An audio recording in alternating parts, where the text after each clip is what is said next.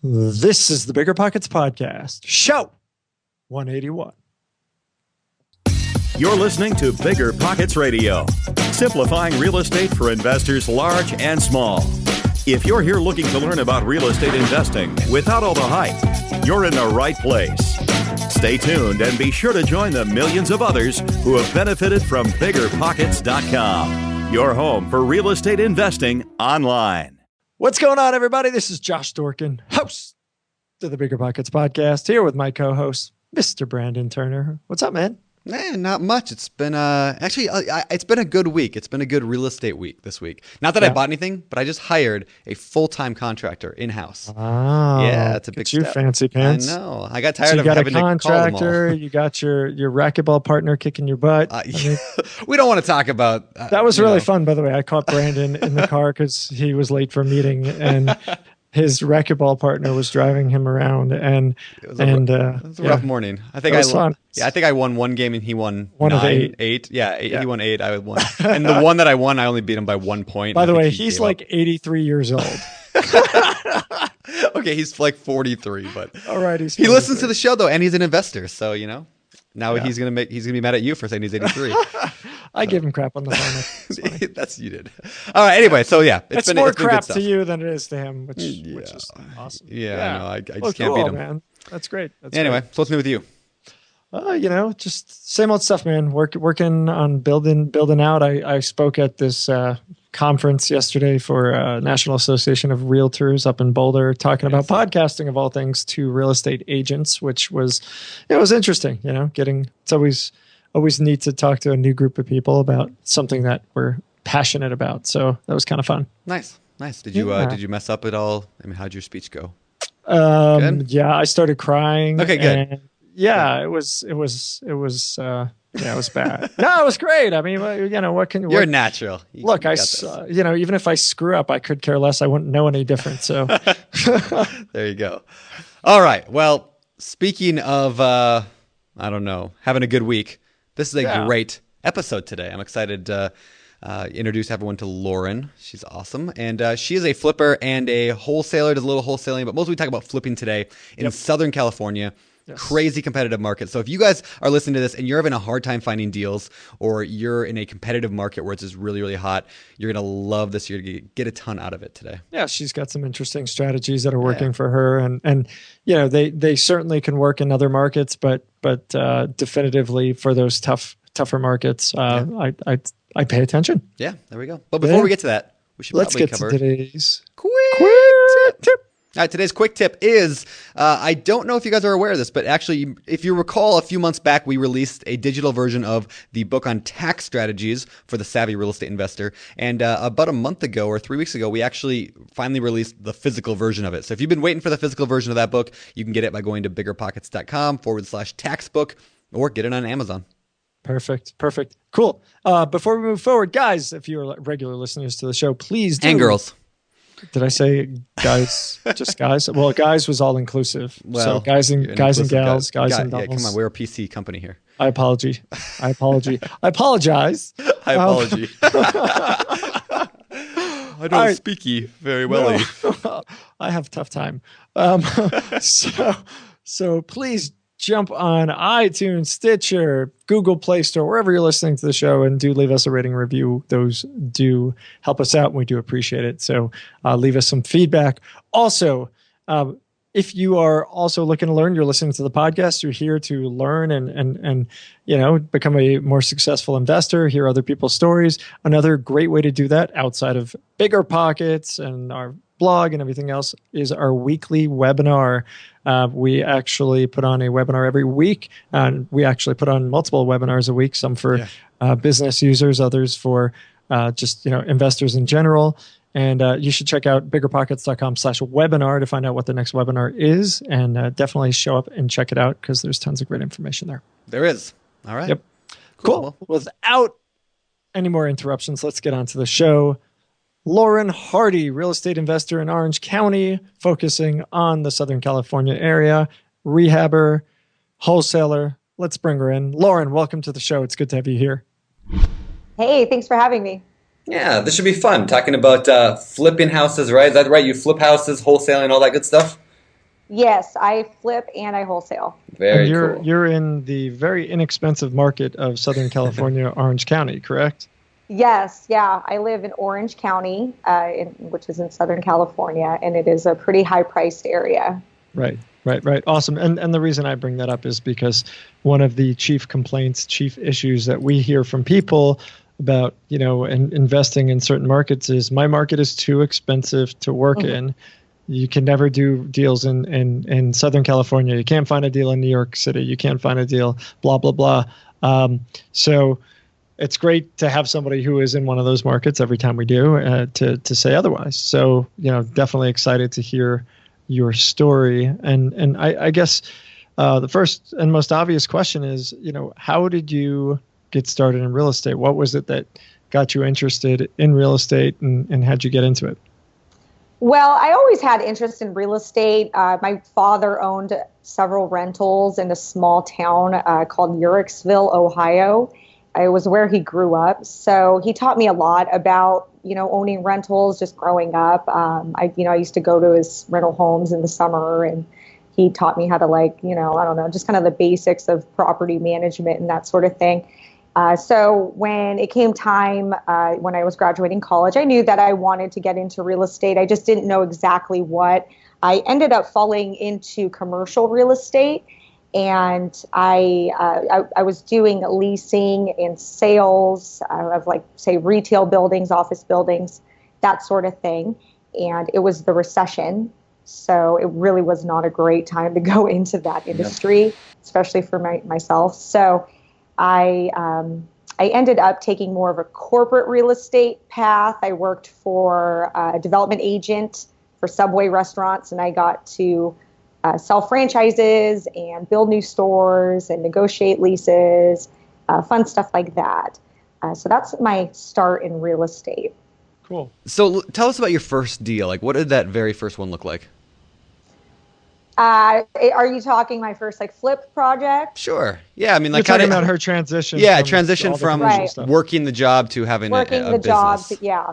So I had a full-time job, kind of typical 8 to 5 schedule, and I had my brother who was already in flipping. He was flipping for a few years, and he had taught me the business and taught me a little bit of the nuts and bolts and said, hey, if you find a deal, we'll work on it together.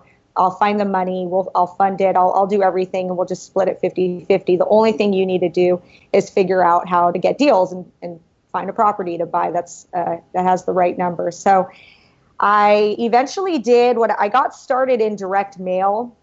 I learned a lot about direct mail through your website, BiggerPockets. Nice. You guys, you didn't pay me to say that. That was an honest answer. I did a lot of research on direct mail. I read blogs and listened to, some of the podcasts that you guys had up, and figured out, okay, I'll get a basic absentee owner list and just start mailing letters and answering calls and making offers. And after, a few months, I actually got a condo in Laguna Niguel, and the numbers were really good. My brother said, yeah, let's do this. And it was at a time where the market we were right at the end of the recession, and the market just shot up. So when we were holding this property, I think it went up 10% in value. Nice. Just in the whole time. So it ended up being a great first deal. I thought, man, the sky's the limit. I had all the hope in the world that this would just really work out for me. I ended up buying subsequently another deal right after that in Laguna Hills. It was another condo. I got started really with condos. And that one, again, market was going up. It was just a crazy time. And I did really well. I had saved up enough money to quit my job. I made my salary on the side. So I thought, gosh, this is cool. I'm going to quit my job. Awesome. That's awesome. So, you went from condos and now you're flipping houses, correct? Yeah, I'll still take a condo though, especially in Orange County. Okay. Condos in Orange County are pretty expensive. Yeah, for sure. So yeah. What's the difference? I mean, we've talked a bit about buy and hold on condos and things to look out for, the dangers of HOAs and stuff like that. What are the considerations above and beyond those that you think about with a regular home that you need to think about differently when you're flipping a condo? Well, I really like condos, actually. A condo eliminates, as far as repairs go, it eliminates a lot of things that come up that are huge, big ticket items. Like, you don't have to worry about a foundation, right? You're not going to have to worry about a roof. You're not going to worry about exterior because the HOA handles the exterior. So with a condo, I usually just budget just interior, just everything within the walls, which is a lot less than when you're doing a single family property. Other things, though, that you would want to consider with a condo is when you're looking for comps and you're coming up with the after repair value, you really want to make sure you've got a model match condo. You want to look at the whole neighborhood. Say it's a condominium complex of 200 units, but maybe there's 3 or 4 different models, and maybe one plan A comes with a 1-car garage, plan B has an attached 2-car garage, and then plan C is a carport. So you want to make sure that you're looking for garage and like, for example, carport parking versus 2-car garage, attached versus detached. You want to make sure that the HOA isn't having any issues, like it's not being sued or anything like that. You want to find out if the condominium complex is FHA approved, which would mean that the future buyer can get an FHA loan. And what else? What else am I thinking of with condos? Mainly, it's just getting a model match unit, upstairs versus downstairs. Yeah, I mean, a third floor condo is going to be worth a little bit more than one on the first floor. That one on the third with a view is obviously going to be a little bit better than, the exact same condo 2 or 3 floors down, right? Right. Sometimes, and sometimes not.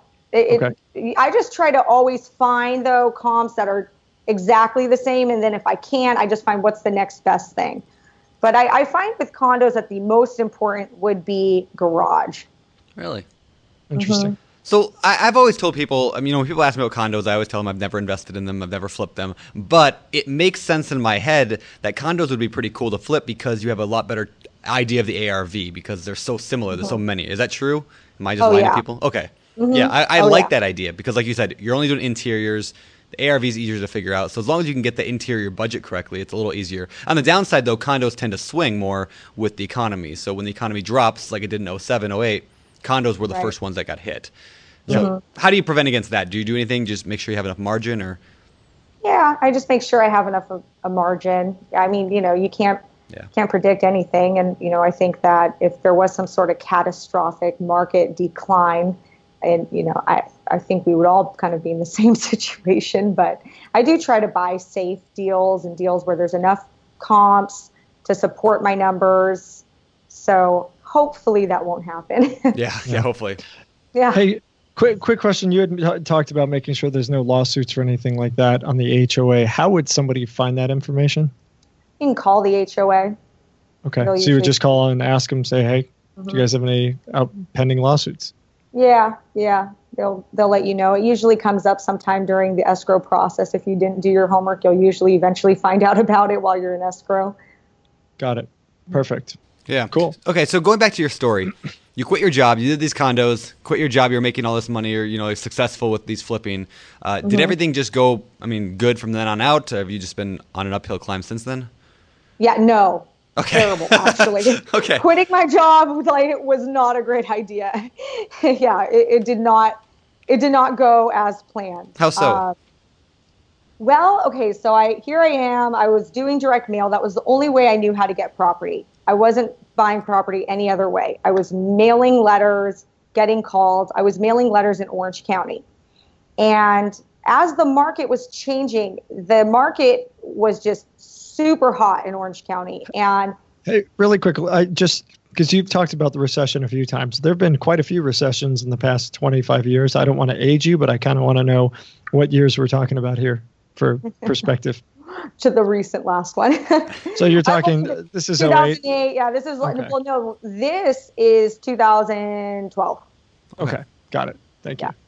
Like about, 2012. So right towards the end. Because you learned direct mail based on our podcast and website. So was most It recent. was around, right? Like I get you. 2012, probably, when Okay, you good. guys were Yep. still kind of. Kind of kicking it off. Cool. Okay, so you started this condo thing, quit your job. Things didn't go so well. So tell us about that. Well, so I quit my job.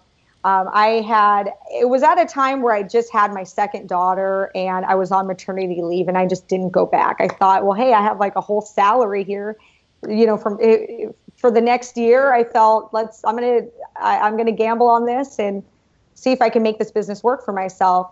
So the primary way I was buying these properties, it was direct mail. It was the only way I knew how to buy property at the time. I was mailing letters to absentee owners, answering calls and making offers and hoping to get a yes. And what was happening in Orange County was that the market, from this last recession, the market just shot up that year.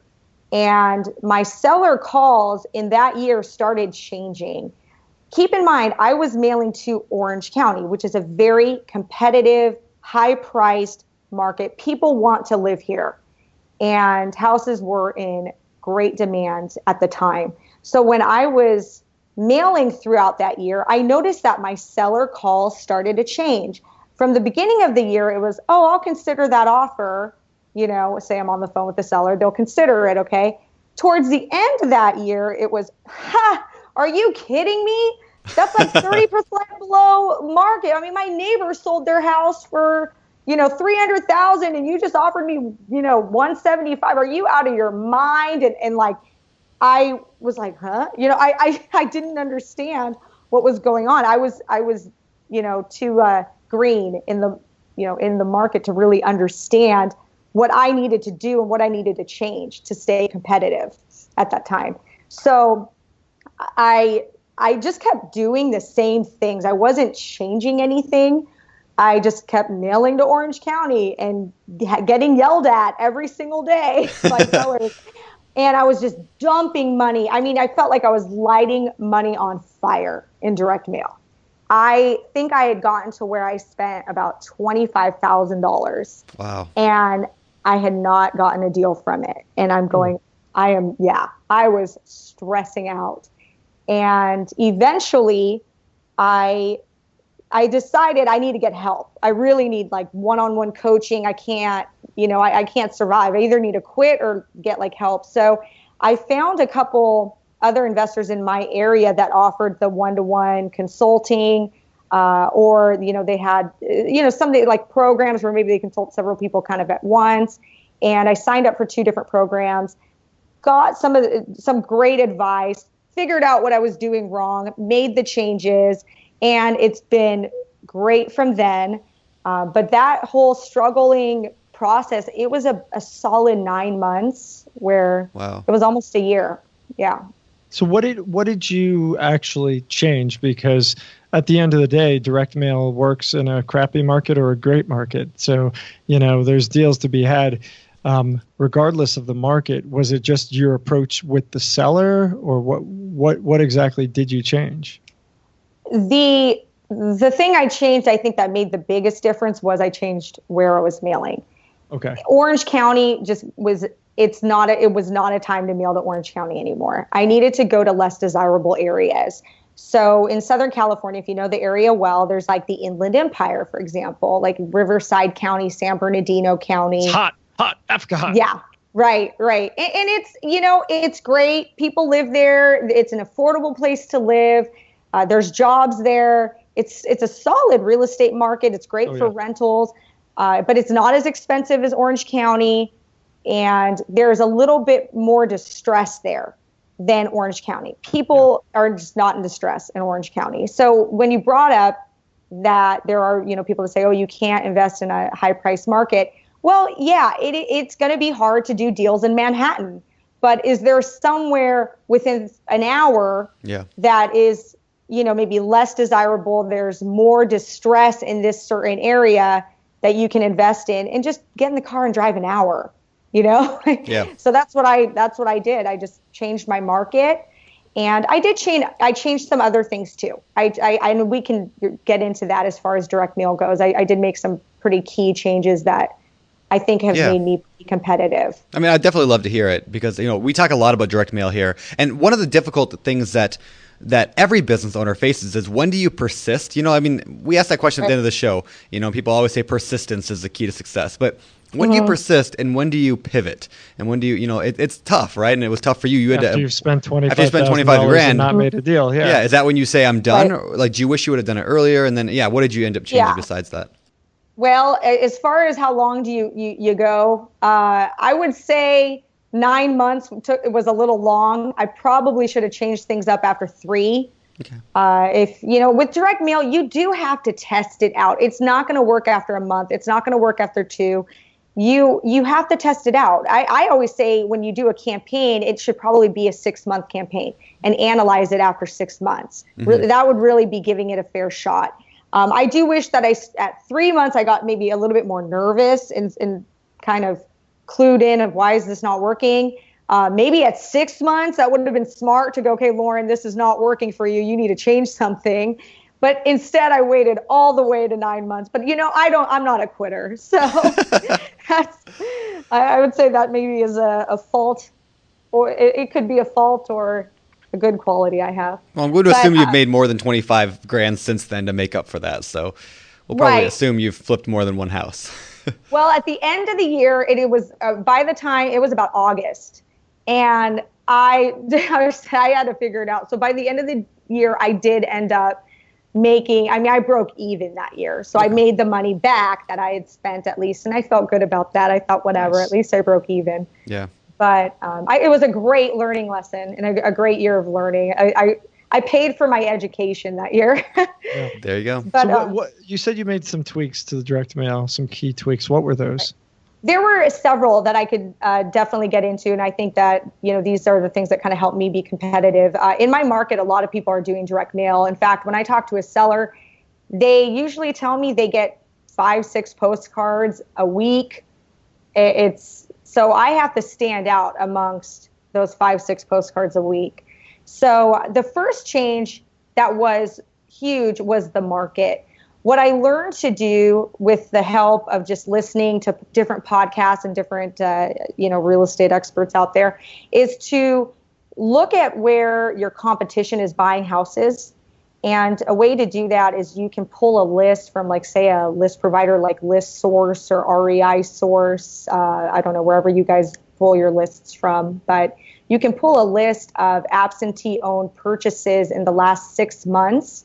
And I like to take it a step further and say absentee-owned purchases, corporate-owned only for the last 6 months, because that shows like the LLCs, and those are the people that are flippers. Yep. And say I'll take a county, I'll say, okay, LA County, absentee-owned, corporate, or absentee-owned and corporate-owned only, and I sort it by zip code, and I look at the zip codes and I figure out what are the zip codes that the most purchases are being done at. And you'll learn that it's actually good to chase your competition. There's a reason that all the purchases are in that kind of area. Like, for example, right now in LA, it's Lancaster. And those are like the further up north. It's Los Angeles County, but it doesn't really feel like Los Angeles County. It's a little weird over there. No offense to anybody that lives in Lancaster. I'm gonna get lost half our audience. That's it. I know I'm gonna get a bunch of angry comments, but it's a less desirable area to live, more distress, and so I learned to change my market area based on where my competition is going. So they weren't going to Orange County. They were not in where I was. So that was the first thing I learned to do. I did that in all the counties. So you were looking over a specific period of time. Like right now, it looks like there's very few corporate purchases, corporate owned, or is it properties in OC? Right. So Lancaster, you saw that there was just a considerable amount more. And so you shift there, start researching it to see what's actually happening in that market. Correct. And I shift every 6 months. I don't change my list a lot. I not compulsively. It's about every 6 months. I do the same analysis. I refresh it and I go, okay, all right, it looks like I should spend my marketing dollars here in this part of LA or in this part of Riverside County. Like in Riverside, for example, it's Palm Springs, Palm Desert. I'm not going out there. But but that is where, the numbers look the best. It's where most investors right now are buying, according to the research that I've done. So that's the first thing I changed, would be changing your market area. Okay. Yep. And I would say I did other things as far as my processes, how I handled the calls. That helped as well. That were game changers. I would say I didn't, mail piece. I did change my mail pace. I changed to postcards instead of letters, because letters are pretty expensive. So I decided to go with postcards, but mailing to more people. So larger list size, but with a cheaper mail piece. So I could reach more people. Another thing that I notice people really mess up on with direct mail is they don't do repeat mailings. They just mail once. They just shoot it out there, and then they just hope they'll get a deal, and then they don't, and then they get real upset that it didn't work, and they felt like they wasted a bunch of money. But direct mail doesn't work that way. Yep. You have to do repeat mailings. Like I would say every 4 to 8 weeks, whatever you can afford. Gotcha. I want to go back a quick second. The changing the market every 6 months. I mean, I like how you've gone to identify markets. I think that's kind of an interesting technique. I had not heard that before. What concerns me is, obviously it's working for you, but what concerns me is, changing up your markets within that. I mean, you're not looking at a small farm here. Los Angeles, Orange County, and Riverside counties are like looking at, multiple states for many states. I mean, that's the state of Iowa and Nebraska and, North Dakota combined. Right. Probably. I'm just pulling that out. But so changing markets every 6 months, shifting within this really huge, vast metro area that frequently, I wonder if there's any negative that comes along with that. I mean, now you have to relearn that entire farm. You have to relearn No. Okay. So that's where I've probably confused you. Okay. I mail in LA County, Riverside County, San Bernardino County, and Orange County, but a little of Orange County. I don't spend that much in Orange County. Right. The zip codes that I choose, they're often the same every 6 months. Like, for example, 2 years ago, I still had Compton on my list, if that makes sense, right? Sure. So it doesn't really I don't change my market so much. It's, am I mailing to let me give you an example. Like, am I mailing to Long Beach or am I mailing to Lancaster? Should I spend more money in Lancaster or Long Beach? It's still LA County. Right. Or I don't know, like city of Riverside versus Corona. That's actually a very good example, because as property got very expensive in Orange County, buyers were going to Marietta, Temecula. These are the nicer areas of the Inland Empire. So at one point, Marietta and Temecula was on my list, and then it kind of moved more to Riverside and I don't know, Highland, and kind of these little bit more in the boonies kind of cities. Gotcha. So no, I don't. I have a very large market. That's what I was going to say. I mean, my market is not. I mean, I can drive 2 hours to some of my houses. Right. Yeah. So and that's my point. I think the reason I ask it is because we have a lot of people who've never done this before, right. And I would caution somebody who's never done this before to do what you're doing. I think what you're doing probably requires a little bit more expertise and experience. I mean, picking as vast a swath as you're picking. Mm-hmm. Again, I personally think it's a bit big. I'm not here to pick on you at all, because obviously it's working. What? But for somebody new, I would say, hey, Orange County, stick to Orange County, smaller areas versus LA, Orange. I mean, these are monster areas that you're talking about here. Well, I think this is a Southern California specific thing, because many investors here they have a very large territory because it is so competitive. Yeah. We do not have the luxury here to say, I only buy houses in these 3 cities. If you were like that, you would do one deal every 4 years. Like, that's how competitive it is here. That's one of the mistakes I was making. I was only doing Orange County. Yeah. And I was getting killed. I went almost a whole year. I didn't buy any houses. And then what I'd realized is that my competition, the guys that were buying, 50 to 100 houses a year, they were everywhere. They were in LA. They were in Riverside. They were in, deep Riverside County, driving 2 hours to get to their houses. And that's what they had to do to get deals. That is not what you would have to do if you lived in like Utah or something, or Idaho, where you really could just pick like one county and just like stay there. Yeah. So, and I'm glad you actually are picking on me, because that would come off really confusing. Yep. I was thinking from my area, like I'm not going to mail to Seattle, Spokane, Portland, because those are totally different markets that I don't need to. But like you said, Southern California and other areas are just every area is different, right? That's why this is kind of a fun game, because you relearn it everywhere you go.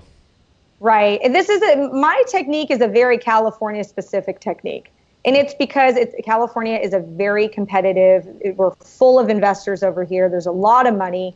So that's what we've had to do to survive. And that's what a lot of my competition they're buying houses all over, Sure. Yeah, for sure. So cool. I want to talk about like what came next then, because you started out buying a couple of condos here and there, changed your marketing, and then you started scaling up, I'm assuming, correct? So how many total deals have you done now, or at least like, how many are you doing on a regular basis? What's kind of your... On a regular basis now, I'm at about like 2 to maybe 3 a month. Wow.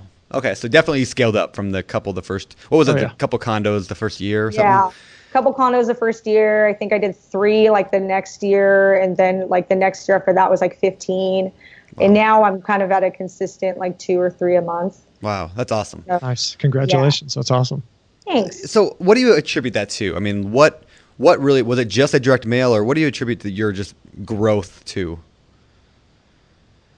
Gosh, a whole lot of things. Just changing everything that I was doing and doing the right things instead of the wrong things. Yep. There's just working harder and, setting goals, and the direct mail, the changes I made in direct mail that helped with, my success.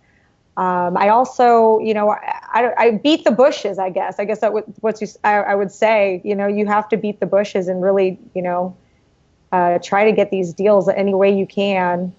Okay. Right on. That's so great.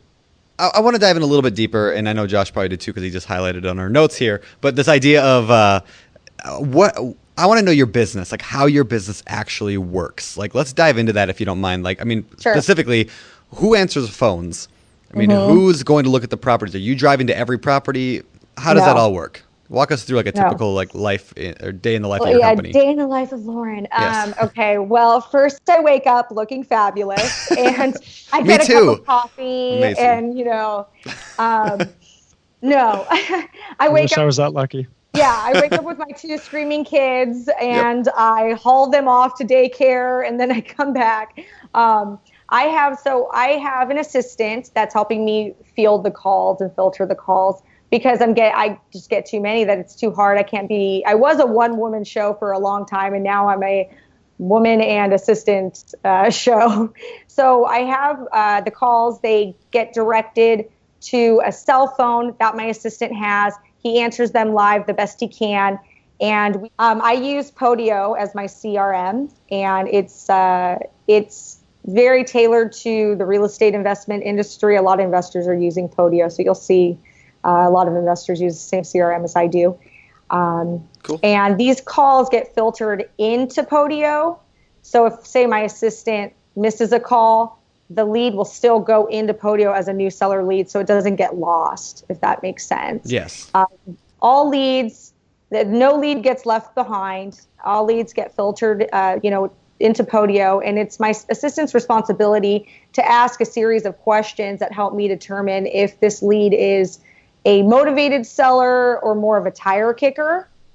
And from there, my assistant, by asking those questions, my assistant filters those people out, and he also assists with determining the ARV for me and coming up with like a ballpark offer price. So it helps me out. It takes some of that work off of my back. And then at that stage, I look at all the offers that go out. At this point, I would love to not have to do this, but at this point, I am approving all the offers that go out. And we send offers, and I send it like through Podio, so it's pretty quick. And we just, that's, oh, go on. Well, I was gonna say, are you saying you're making offers? Do you make offers before you look at the properties, or do you always go look at them first? No, I couldn't do that, or I'd be driving all day because my big market area. Yes. But I don't look at the properties. I have the MLS. I have MLS access. I have my license, so I have MLS access. I find comps using the MLS. In California, there's a lot of master plan communities, so it's very easy to come up with an ARV when most of the comps are like it's almost the same type of house. Sure. So, and they're not very old. I know in other states you've got houses that were like built in the early 1900s. I mean, in California, it's more like 1960s, 1970s, 1980s built. So I'm not so concerned about the repair budget at this point. I kind of do like a per square foot number. We ask the sellers, is there anything additional other than cosmetic that we didn't need to know about? Like, for example, leaks in the roof or broken air conditioner or foundation problems. And we just budget. We just budget from there. And I come up with an ARV by, looking at the MLS. I use Google Earth to look at the property. So I kind of, I get an idea of what the property looks like. I could look at the whole neighborhood if I want to through Google Earth. And we come up with a ballpark offer price and we just shoot them out. Gotcha. That's the name of the game, is get as many offers as we can out. Yep. I love it. How many times has not going to look at a property actually bit you? It hasn't. I eventually look at them, just not initially. So at that stage, when I make offers, if they say yes, I try to encourage them to sign my contract because I really don't want people to waste my time. Yep. I really don't want to drive an hour and a half to Hemet and then find out that she's been talking to two other investors and I'm meeting two other investors there and she's just playing us all against each other. That's happened to me. So what I do now is I really encourage that they sign the contract. So at least I've got something to hold them to. And then at that point, I'll go look at the property. And if we are really off on the repair budget because of something that was unforeseen, then we just ask for a price reduction. I have a contingency, just one contingency in my contract that allows for an inspection. Yep. So I do almost the exact same thing as you do. I mean, like, I don't want to, I'm a busy guy. I don't have time to go look at 10 properties a day. So I shoot out offers. Now, I don't actually generally make them sign it because my market is 20 miles, right? I'm not driving 200 miles or whatever. But the same thing. Like, I don't want to waste my time. People ask me that all the time. How do I go make offers all the time if I'm, that's all I would be doing? And you don't necessarily have to do it. So, I want to at least get a ballpark number of where they're at before I go step foot in their house. Like, I don't want to waste time. Right. So. You want to make sure you guys are on the same page. Yep. You don't want to, and you want to make sure that you're the only investor they're really talking to. I don't like competing at all. Like, if I get the idea that I'm competing, I'm kind of like, Yeah, because I totally feel you there. So what about rehab costs? You said you kind of estimate them a little bit, based on what they're telling you, I'm assuming over the phone, and you can adjust later. So how do you do your rehab costs, both in terms of before you look at it and after you look at it? Do you have like a system for that, or are you just really good with knowing rehab costs because you've been doing it a while? I'm not that good. Okay. I wouldn't say I'm that good. I do a per square foot number. Like, I'll do about $25 per square foot. Okay. And then if they say that, if I could see on Google Earth that like the house is like really beat up looking, or if they let me know that say it needs a new roof or something like that, I'll just add so I'll do $25 per square foot for like cosmetic. And then if it needs a new roof, I'll add like $7,000. There's no exact science to it. It's just kind of, I just add maybe $5,000 here, $7,000 here. If they say it needs new windows, for example, $5,000, okay, whatever. I just kind of, and then I maybe round up. So if we're at like 36,000, I'll say, okay, $40,000 rehab to come up with the offer. Because I mean, really, you're coming up with just like a ballpark offer. they're always going to negotiate it up anyway. I feel like every offer you give them, they don't normally say yes. They're normally, they start negotiating anyway. So that's what I do at that point. And then when I get a signed contract, I just send my contractor down there. I have, purchased houses where my contractor looked at it for me versus myself, because in the end, I mean, he's more of the expert than I am. Yeah. So and I usually, when I get the bid, I'll look, okay, was I off? Was I not? And make the decision from there. Yeah. So how I know you said it's never kind of really bit you, which is good. But so let's take an example of a house. Let's say it's a $300,000 house, and you estimate whatever you estimate, $50,000 in repairs up front. You go in and you find out it's $150,000 to actually repair it. Right. What happens then? I have a little sit down chat with Mr. Seller and let them know that their property is in pretty bad shape, worse shape than they described over the phone. And it turns out that your property needs $100,000 worth of work, and it's more than just cosmetic. And so with this kind of property, Mr. Seller, I'm going to have to reduce my contract price to this. Yep. How many times have properties actually fallen out of contract because of that? It happens. Yeah. I mean, it happens. Is it a lot? I mean, is it like... not a lot, though. Not a lot. Most of the time, the sellers are pretty honest over the phone. I've had some situations where the sellers aren't exactly forthright with things. But I mean, it happens. It happens. I had recently, the one that's coming to mind is I had a seller forget to mention that the tenant was on a year-long lease. And he had actually said it was month to month, and there's a big difference in that in the state of California. So we went and toured, and the tenant pulls out this lease like, nope, I'm not moving till like November or something. And we're going, what? So we actually got we got a pretty significant price reduction to deal with that problem, and we ended up getting the tenant to sign a cash for keys agreement. Oh, cool. So it worked out. For those who don't know what that means, can you explain how you did that or what that was?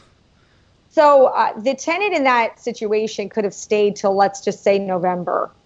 And in the state of California, even though the property has changed hands, I have to honor their lease. Yep. Well, we don't want to do that. I don't want to hold a property till November if I'm a flipper. So we go approach the tenant and say, hey, we'll give you $3,000 if you move out in 60 days. How's that sound? And then they usually want more. Yeah. So we ended up, I think that tenant ended up getting around $6,000. But in the end, it really came from the seller. Because then we asked for a price reduction because of that. So it ended up working out, and the tenant signed the agreement, and hopefully they will move out in 60 days like they had signed on. So nice. Awesome. Nice. Hey, so on your flips, we talked about acquisition. We talked about negotiation a little bit. On the flips, you had mentioned you've got a contractor. What role do you play in the actual construction rehab portion of the flip itself? I pick up the phone and ask when we're going to be done. Role, I guess you'd say. That's about it. Right, in writing checks. So you have to have a contractor you can trust quite a bit for that. Yeah. I do. And they have there's kind of like a design plan. Are they coming up with that, or are you coming up with that? A little of both. My contractor does a lot of flips. I found him actually through referral. I think that's the best way if you want to look for a contractor, is ask fellow flippers in your market for a contact. Yeah. So I had found that contractor actually through my hard money lender. So that, that's another direction. If you're looking for a good contractor, ask everybody. I mean, even your hard money lender might have a really good contact. And so that being said, this contractor does a ton of flips. He's got, wholesale prices on certain things, certain items. And we just stick to the basic stuff that he's putting in all his jobs. I do get to be a little bit creative if I want to. I don't often find that I have the time to, unfortunately. And that is the fun part of this job, and I wish I did have more time. I hope that I get there one day where I can be a little bit more creative with designing these homes. But for now, that's kind of the irony of flippers, though, is that like on TV we see every single TV flip is completely different and always unique and amazing. But most flippers I know that are successful in doing volume, every one it looks the exact same pretty much. Right. Yeah. Right. I know it's a shame that I guess the TV shows though wouldn't really be that interesting if they like just took like video of me answering calls like all day. Like that would literally be like my like flipping show would just be me like at my desk answering phone calls. Yep. So that's funny. Yeah, that's exactly. Actually, I was talking to somebody about a TV show the other day, just some lady who was trying to put together one and talking about BiggerPockets members that she could use, and she's like, well, she asked, do most flippers do their own work? And I'm like, actually, most of them I know don't. She's like, well, for TV, we would want them to. And I'm like, oh, okay. I know, right? Yeah, like very specifically, we're going. Oh, we know they don't. Fake. Yeah, we want them to, and so we would have to have them act that way. Okay. Right. I know. I love like on the shows when they're like laying tile. Yeah. And I'm like, you don't do that ever. Yep. Like you don't really do that for real. Come on. I know. But exactly. Again, it makes for good TV. It does. So. It does. All right. So you mentioned hard money lenders. Is that how you're funding your deals today? Yes, partially. Hard money and private money lenders. Okay. What's the difference? Hard money lender is, like a company that actually, this is what they do. Like you guys had mentioned the Norris Group in our area is a hard money lender. I mean, they're like company that this is what they do. They essentially raise money from private money lenders, and they give their private money lenders a certain interest rate or percentage or whatever. And then they probably get maybe a couple points above that. And then they lend money to people like me. So I do get some hard money. Hard money is pretty expensive, mainly in the points. It's expensive, but it's the cost of doing business. So I am thankful for my hard money lenders. And I do private money is more like friends and family, and private money is more flexible. You kind of make up your own terms. It's whatever works out for you all. So I've got some great private money lenders as well. Okay. And how does our listeners, how do they start getting private money? They just go and call up their mom and dad and ask them, or let me call dad. There you go. That's what I did. No, it's friends and family. It's talking about what you do, getting the message out there, letting everybody know what you do, and that you're looking for more partners would be maybe a good way to say it. Rather than I'm just looking for money. It's, I'm flipping houses. I'm doing really well. I'm looking for more partners. Anybody interested in doing this with me? And I do post a lot on Facebook. I post photos and kind of updates of things that I'm doing.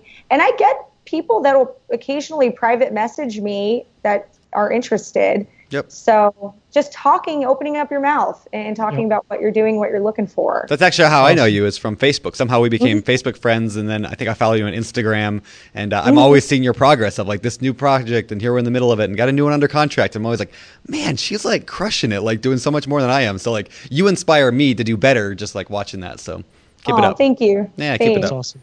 Thanks. All right. So, hey, before we kind of turn over and move on to the fire round, my quick question is, where are you going with this? Are you going to be doing 2 flips per month for the next 20 years? I mean, what's your ultimate goal? Are you picking up buy and holds as well along the way, or is this really for the purpose of that short-term cash and use that as kind of like a salary and income? Well, for now, I would say, short-term cash for salary and income is where my business is right now. A future goal I'm really interested in like larger scale syndications. So maybe like, buying a trailer park community or something, or an apartment building. I think that's where I'd like to form maybe a syndication company and do bigger deals. Gotcha. For now, though, this is fun and I'm enjoying it. And I think I'll always be flipping houses, but I would like to kind of step out more into that one day. Awesome. That's great. Yeah, great. All right, my last question before the fire round is, I ask this question a lot, and I try to ask it more often because I really am interested. How many hours a week do you work? Like, what's your typical week? I mean, are you 40 hours a week, or are you just part-time? Gosh, I know. It kind of depends on the week. Okay. I would say 30 solid hours. I would think, it's maybe not all at once. Sometimes for example, in the middle of the day, I might go for a hike, but on the weekend, I might work a couple hours. So, I would say about 30 is an average week. Okay. And I cool. probably don't. And I think I work more than a lot of my friends in this business. I don't know. I mean, I love what I do. So, it doesn't feel like work, really. Sure. I was actually just talking about that last night on the BiggerPockets webinar. I was saying how one of the benefits of real estate over having a job is that, like, you really love getting up in the morning. Like, everybody I know that does real estate loves doing real estate. It's one of the few, like, I don't know, passions that you actually can make good money at. Yeah. No, I do. I always say I wake up every day excited and terrified. Yeah. So that's kind of like, I would say, in a nutshell, describes flipping houses. Yep. I love it. Well, cool. Well, hey, let's shift gears a little bit and head over to the section of the show we call our fire round. It's time for the fire round.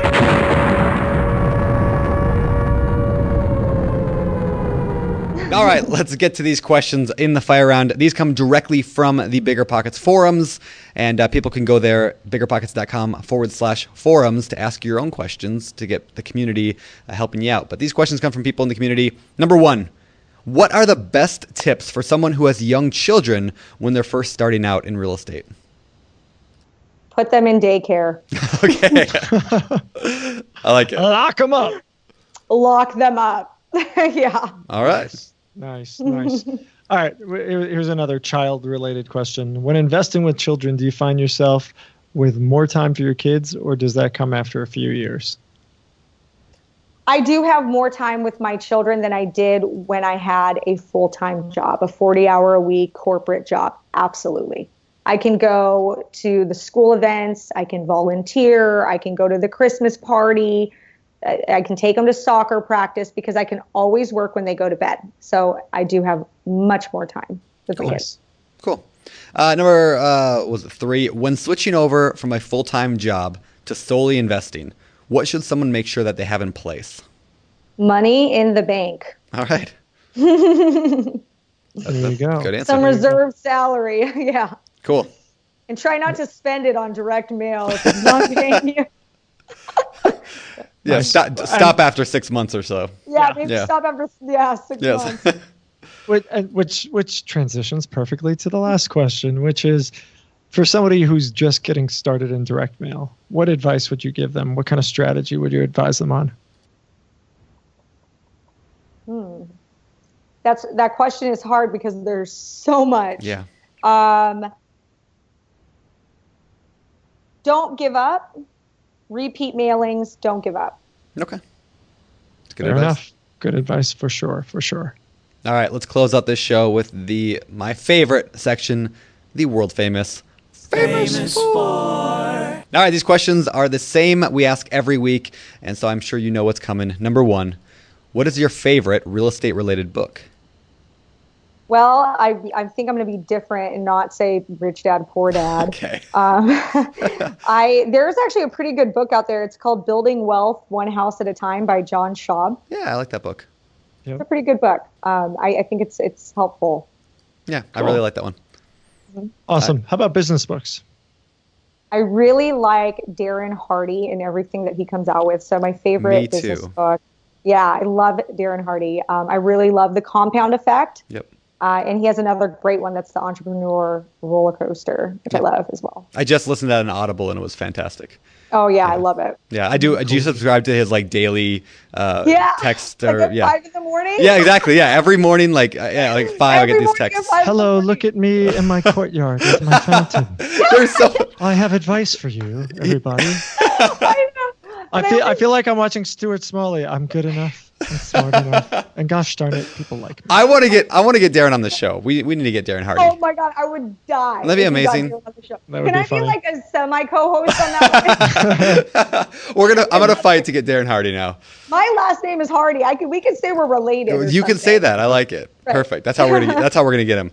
All right. By the way, that thing is called what's it called? Darren Daily. If people want to look it up on Google, Darren Daily. It's great. Just 5-minute motivation. I cannot figure out how to unsubscribe to it. I had to unsubscribe. I mean, it's good, but it's just like... It's like at 5 in the morning. I get woken up at 5 in the morning. With a text every morning. Yep. Yep, me too. Yeah. Yeah. All right. What do we do for fun? Oh God! When you have two little kids, you do nothing for fun. I don't have hobbies. Brandon, My pay children, attention. Yeah, pay attention, Brandon. Back to my advice of send them to daycare. Yep. Yeah, no, I would say, being a busy mom and two kids, my hobbies do surround my children. I am, 100% there for my kids. And I do like to be active and go hiking or work out at the gym. So yeah, that's about all I've got time for. Cool. All right. My final question. Lauren, what do you believe sets apart successful investors from those who give up, fail, or never get started? I would say the ability to, read, listen to the podcasts, buy those courses, take the courses, and then actually do them. Like, do what they say to do. Yeah. There's this big disconnect between like the reading, listening, and then the doing. Yep. So somewhere in the middle, people just get real lost. So. Yep. I was actually we have a course on Udemy. I think udemy.com. We have like an ultimate beginner's course. We also have the same version on BiggerPockets. It's a free course anybody can take, right? But I looked at the stats, and it's like 95% of people who start it never finish it. It might even be worse than that. It's like 98% now. Like it's just people never actually do what they're going to do. Or the same thing with books. People start books, they never finish them.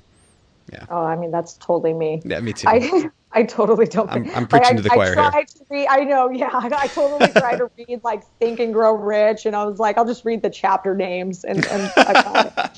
So. Oh, that's funny. Go. Funny. All right. Before we let you out of here, where can people find out more about you? How can they link up with you? Obviously, you're on BiggerPockets. But yeah, I am. I am pretty active on Facebook and Instagram, and I hope to one day have enough time to start a blog, which I have the name for it. My Instagram name is This Mom Flips, and I have the URL for my blog, but I haven't started it yet. So one day, maybe one day. But yeah, find me on Instagram or Facebook. It's cool. Lauren Hardy and This Mom Flips on Instagram. Fantastic. Well, Lauren, thank you so much for coming on. We really do appreciate the time. Awesome. Thanks for having me. All right. Thank you. See you around. All right, everybody. That was Lauren Hardy. Lots of good information for those flippers out there, especially those in the larger metros. Definitely some new tactics and ideas to think about. So, yeah. And I love the advice on just, don't just listen. Don't just, listen to a podcast and then not do anything. Take action. You got to actually do the things you're hearing. So yeah, just take one piece of advice you talked about today and go put it in your life and see what it does to your business. Exactly. Execution is what matters. Yep. So make it happen. Cool, That's guys. Kind of violent. Execution matters. Execute them. Put them in the Iron Maiden. What? Are you British now? No, it was a line from Bill and Ted's Excellent Adventure. I never saw it. You've never seen Bill and Ted's Excellent Adventure? I know. It's weird. It was like just beyond my age when that came out. Yeah, you should watch it. Maybe I'll rent it with Heather. And that was it's a fun movie. You should watch it. That was like Keanu as like he was first coming up, and it was really quite fun. Pre-Matrix Keanu. Oh, way pre-Matrix. See, I was like Matrix Keanu. That was my first like rated R movie I ever saw was The Matrix when it came out. Like I was like in like I think early high school, late middle school. Yeah. And pre-17. This was when like Keanu Reeves was the teen star. Nice. So like doing teen movies. Yeah. So probably like 40 years ago, 50 years ago.